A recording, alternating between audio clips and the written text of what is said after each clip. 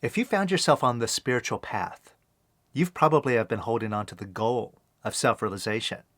Many have, yet few actually achieve it, right? Today I'm going to cover a major mistake that we make that prevents us from reaching that goal. And once this mistake is fixed, that path to freedom becomes clear, open, and easy. Check this out.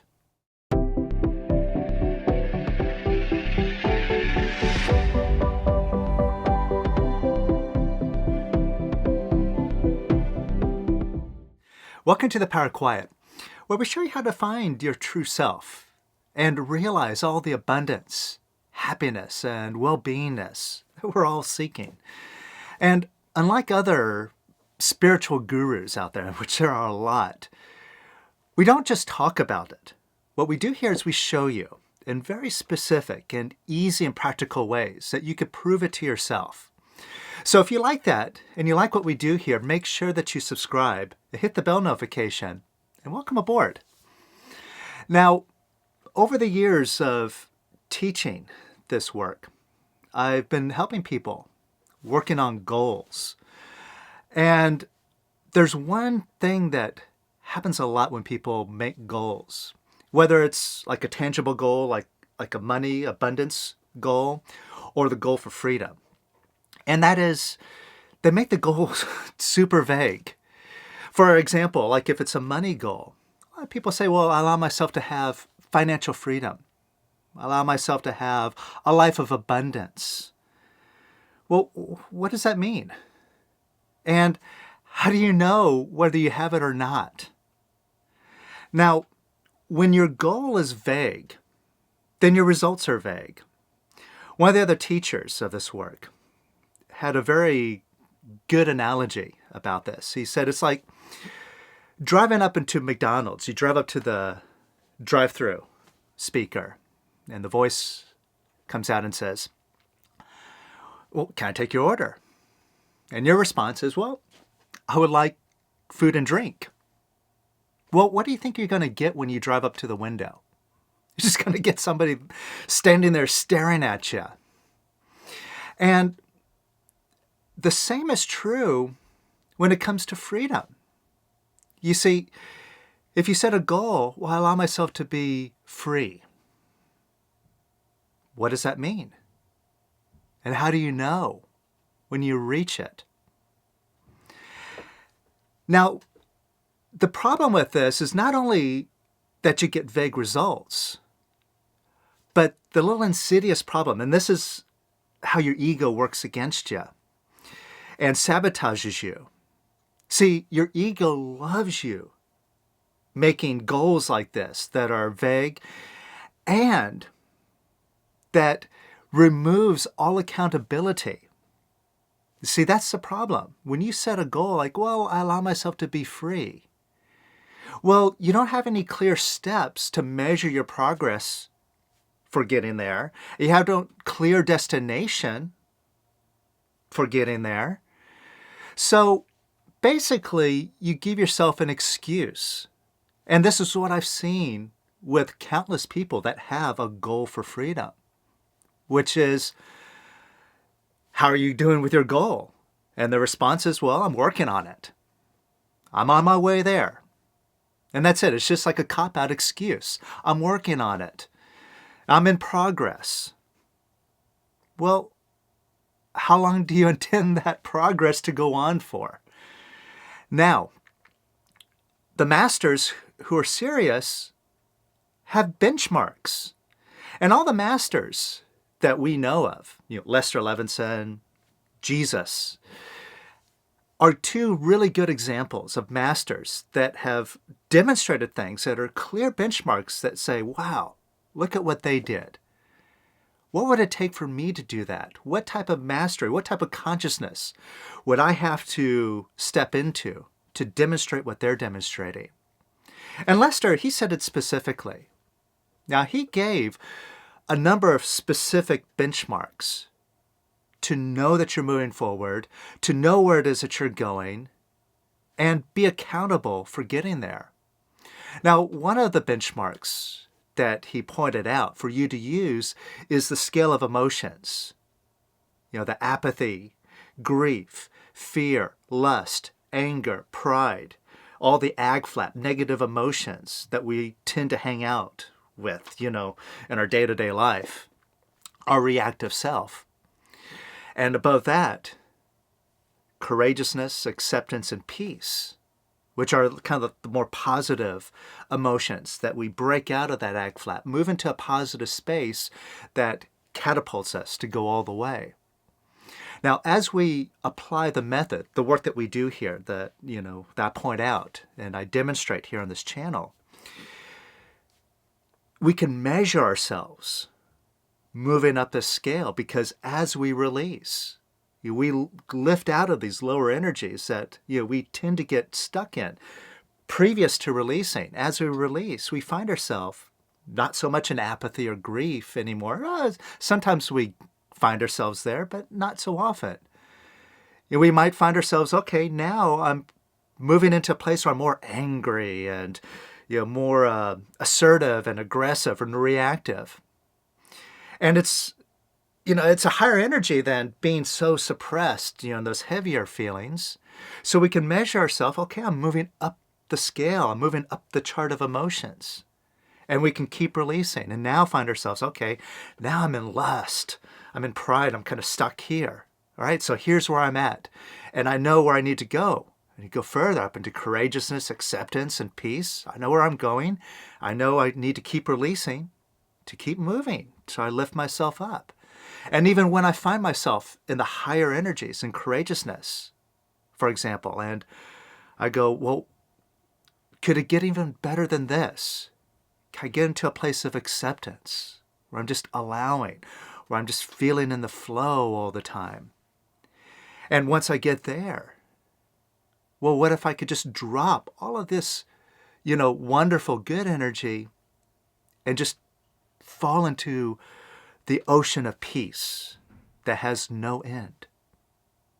So Lester used that, the scale of emotions, as a way where we could track our progress and know where we are going.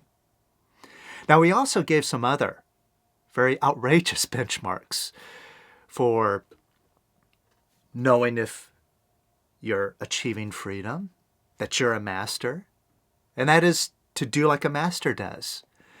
And Lester is very provocative with it. He used it to challenge the graduates. He would say things like, well, are you at a place where you could just think and have things happen? Where you could just create things with the mere thought of it? That's what a master does, right?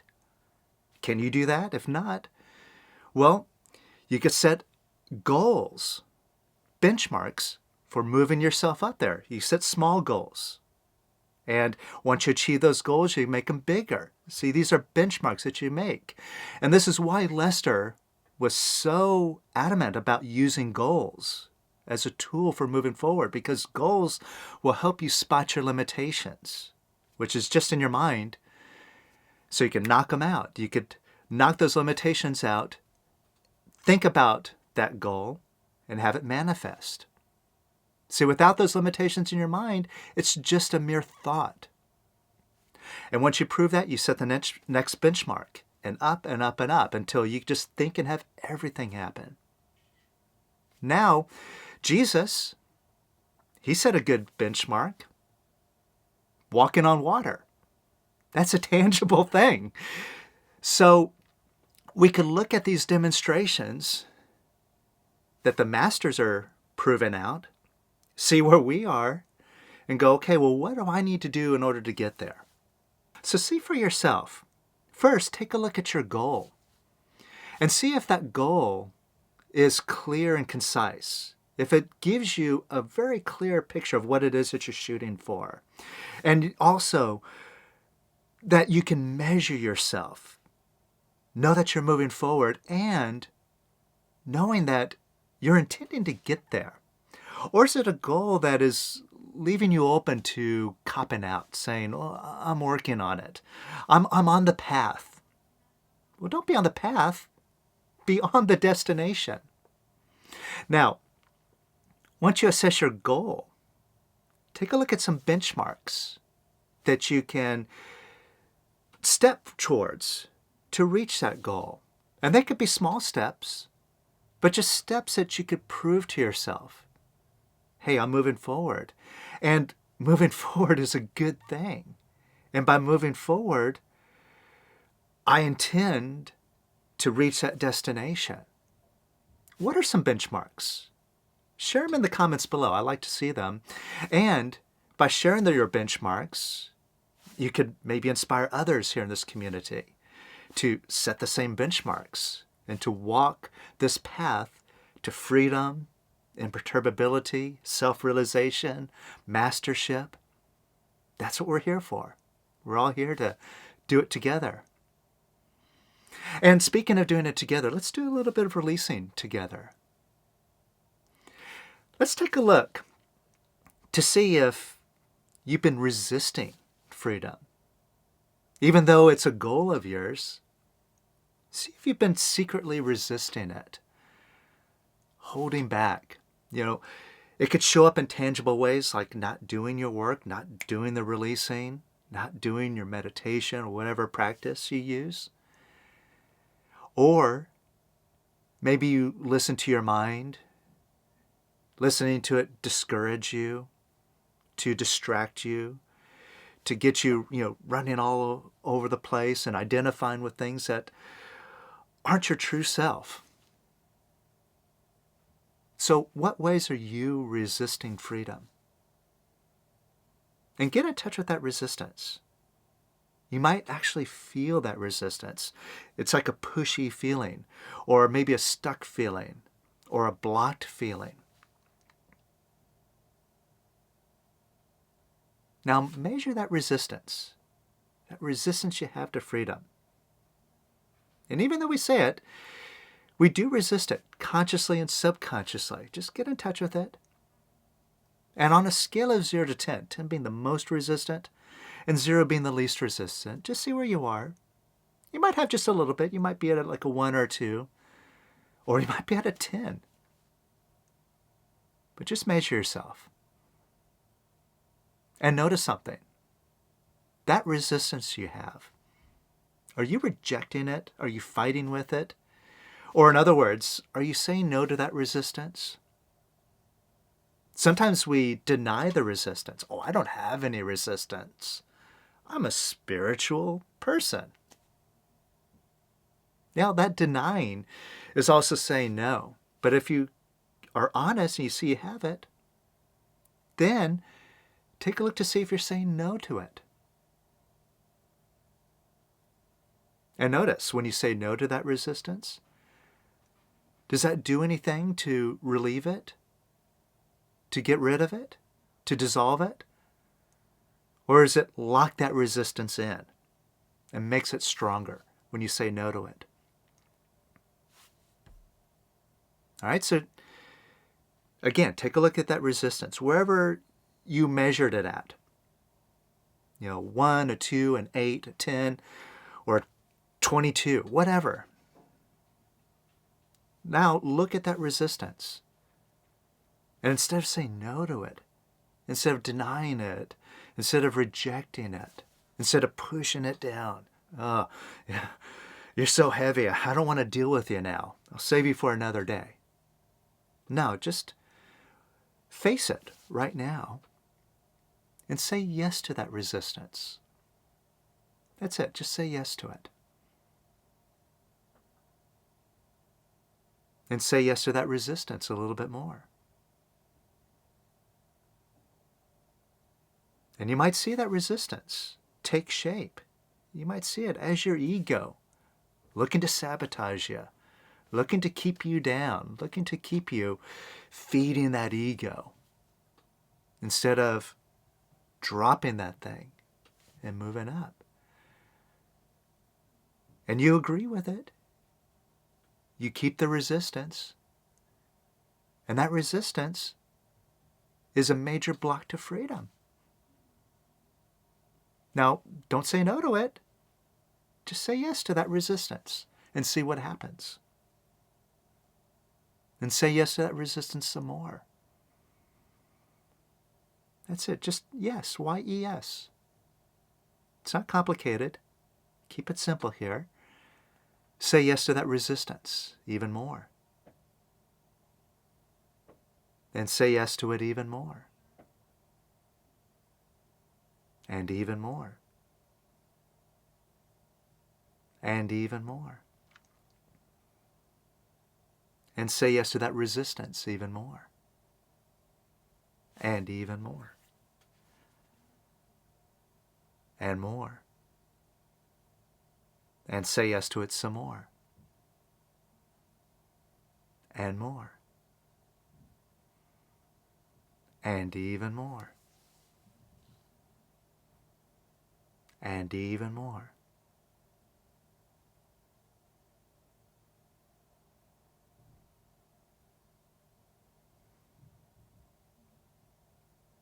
Now measure yourself again on the scale of 0 to 10. See where you are now. See if you moved. Did you move? Now, if there's any resistance remaining, let go pushing down on the rest of it. So you already got some movement going, got some energy flowing. Let go of holding down the rest of that resistance. Just let it come up. Get out of the way. Let that energy pass through. Just see it as energy. Just energy. It's not good. It's not bad. Just energy passing through. Get out of the way and let that energy pass through.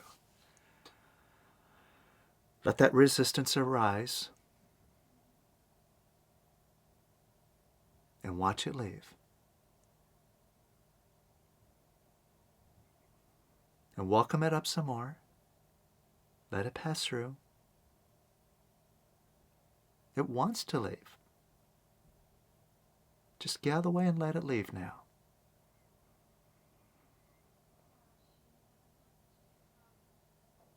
And let some more up. And just let it leave. And more. And more.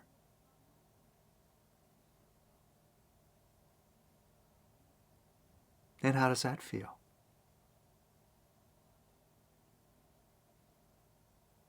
Lighter? Freer? And believe it or not, that's all it takes is let go of holding down your resistance. If you just let go of all your resistance, you will find freedom fast. But resistance is a program that we put into the mind in some weird way to protect ourselves. We resist. And we were taught to do this. We were taught to, to resist getting a cold, to resist bad people, to resist bad influences. So we become very skilled at resistance and resisting. And it's just now an experiential thing of just letting that resistance up and seeing how nice it is just to let it go. And the freedom that we're looking for when the resistance is gone just falls right in on us. So keep working on this. Keep welcoming up the resistance. See where this takes you. And see how good it feels to move through life with no resistance. And see what's possible for you to achieve when you have no resistance. This is a tangible thing that you can set as a benchmark. Try it. You'll like it. And by the way, this January, I'm conducting a brand new 6-week course called the Mind Freedom Course. I'm going to show you the source of all the resistance and these programs that we put into the mind, these programs that create the resistance, that sabotage us, that gets us into the same repetitive habits and behaviors that we want to break free from, but we can't seem to overcome. I'm going to show you how to identify these programs into the mind and remove them right at the root. So I'll put a link to it up here and in the description below, the Mind Freedom course. Check it out. This is a very deep and powerful course, a very advanced course. So if you want to get a real handle on your ego and supercharge your progress towards your goal of freedom, check it out and join us. And above all, keep releasing. Don't give yourself a cop-out. Don't give yourself an excuse. Stay true to your goal. It's closer than you think.